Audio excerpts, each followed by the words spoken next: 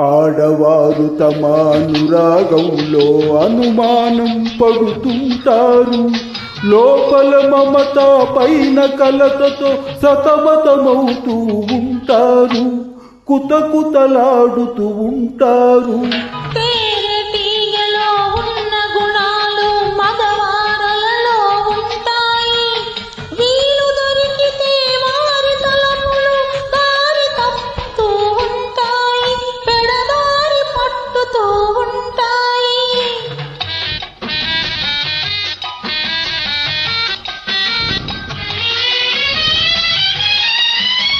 కలలోనైనా నా కన్నులలో వెలుగుతున్నది నీ రూపం.